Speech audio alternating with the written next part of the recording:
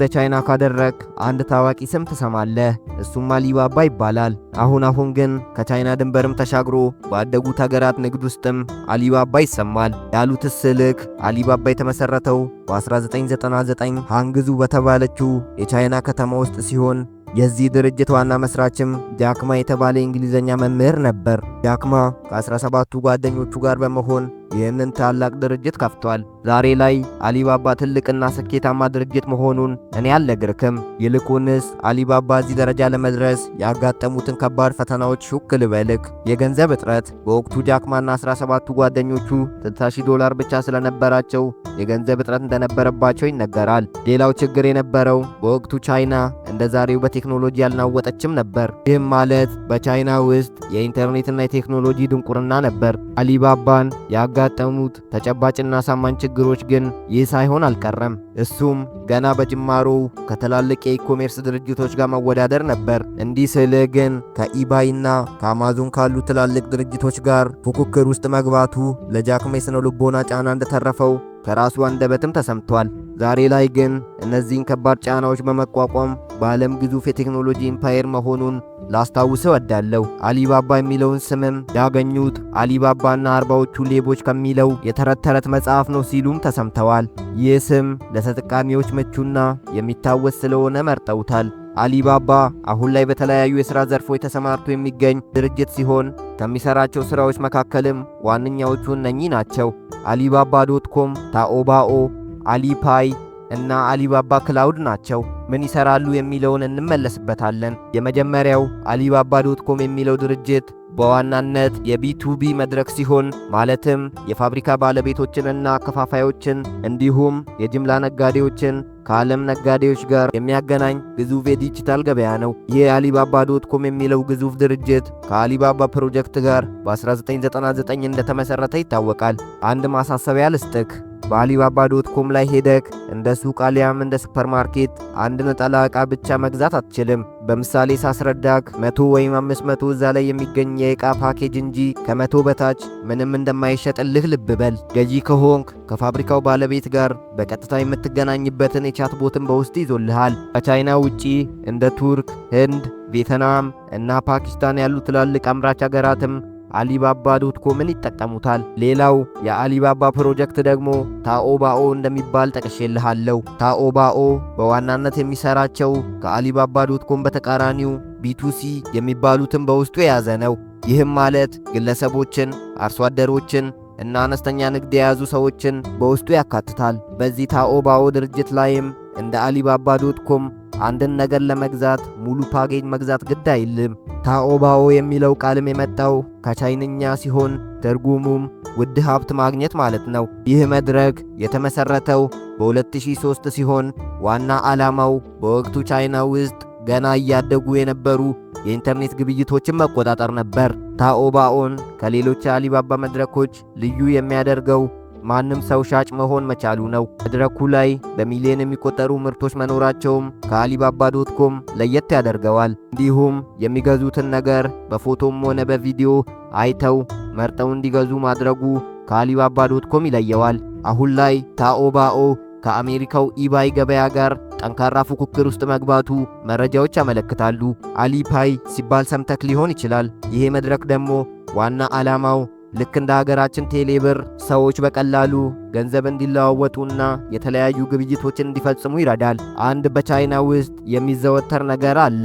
ይህ መድረክ በ2004 ላይ ይፋ ከተደረገ በኋላ ቻይና ውስጥ ጥሬ ገንዘብ ማየት ብርቅ ሆኗል።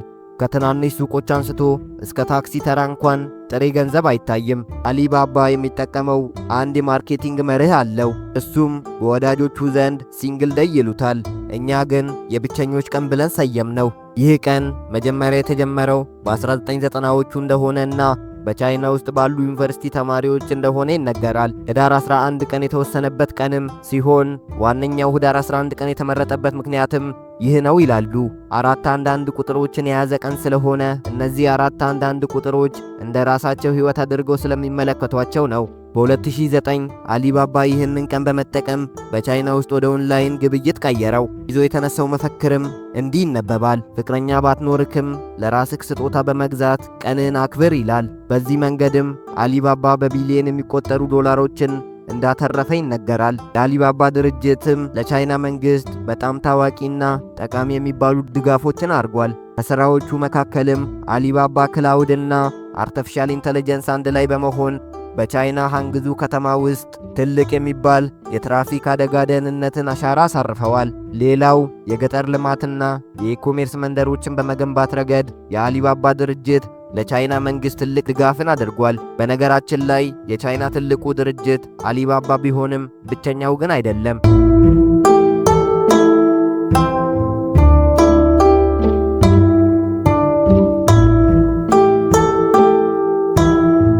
አሁን ላይ ከሀገራችን የጠፉ ድሮ የነበሩ ህዋዌ ስልኮች ታውቃቸዋለህ። ቻይና ውስጥ ህዋዌ በጣም ትልቅ ድርጅት ነው። ህዋዌ የተመሰረተው በቻይና ነፃ አውጪ ሰራዊት መሐንዲስ የነበረ ሲሆን ኩባንያውን የጀመሩት በዕድሜ የገፉና በወቅቱ በንግድ ዓለም ብዙ ሙቀት የሌላቸው አዛውንት ነበሩ።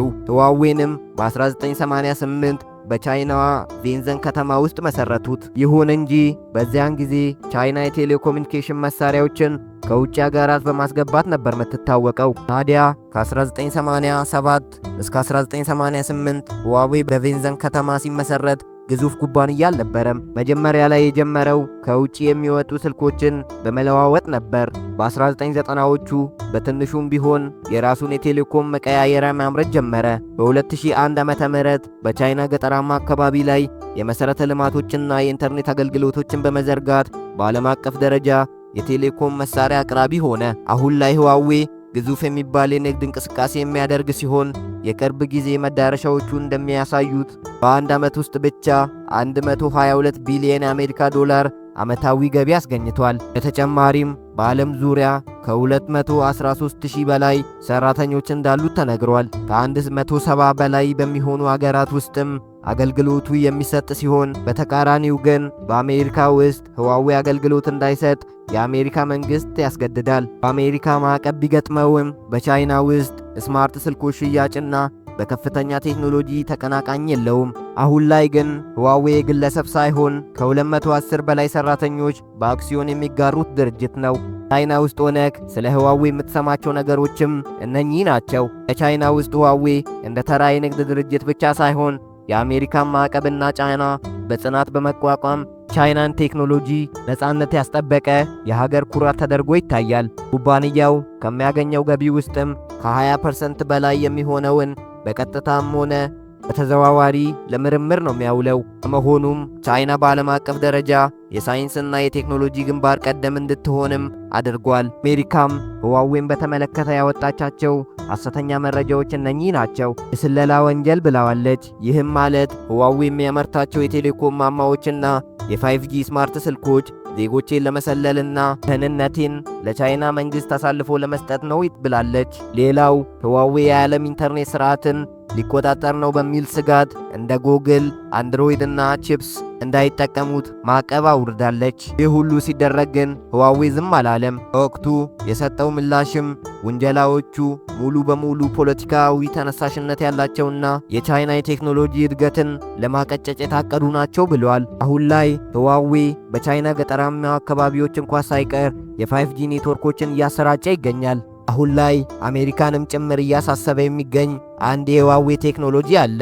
እሱም ስማርት ማዕድን የማውጣትና የወደብ ሥራ ነው። ይህ ፕሮጀክት በማዕድን ማውጣት ወቅት የሚፈጠሩ አደጋዎችን ለመከላከል ሥራውን ሙሉ በሙሉ በሮቦቶች እንዲሰሩ ማድረግ ነው። ህዋዌ በቻይና ውስጥ በቀጥታ ኤሌክትሪክ መኪናዎችን ባያመርትም እንደ BYD ላሉ ትላልቅ የመኪና አምራቾች ግን ስማርት የመኪና መቆጣጠሪያ ስክሪኖችን፣ ካሜራዎችንና የመኪና ሞተር የሚፈትሹ ሮቦቶችን በማቅረብ ላይ ይገኛል። ማሳረጊያችንንም ሁለቱ የቻይና የጀርባ አጥንቶች ማለትም አሊባባና ህዋዌ የሚያመሳስላቸውንና የሚያለያያቸውን ነገር ጠቅሼ ልለፍ። የሚያመሳስላቸው ነገሮች ውስጥ ሁለቱም ዓለም አቀፍ የቻይና አምባሳደር መሆናቸው ነው። ተጨማሪም ሁለቱም ኩባንያዎች ከባድ የሚባል ፈተናን አልፈው እዚህ መድረሳቸው ነው። ታዲያ እነዚህ ድርጅቶች ምን ያለያያቸዋል ካልከኝ መልሴ ይህ ነው። ህዋዌ ሃርድዌርና መሠረተ ልማቶችን የቴሌኮም ማማዎችንና የ5G ስማርት ስልኮችን የሚያመርት ካምፓኒ ሲሆን፣ ተቃራኒው አሊባባ ደግሞ የኢኮሜርስና የዲጂታል አገልግሎቶችን ለሕዝብና ለመላው ዓለም አቀፍ ተጠቃሚዎች የሚያቀርብ መድረክ ነው። የዛሬው ልዩ ዝግጅታችንን በዚሁ አጠናቀቅን። አብራችሁ ስለቆያችሁ እናመሰግናለን።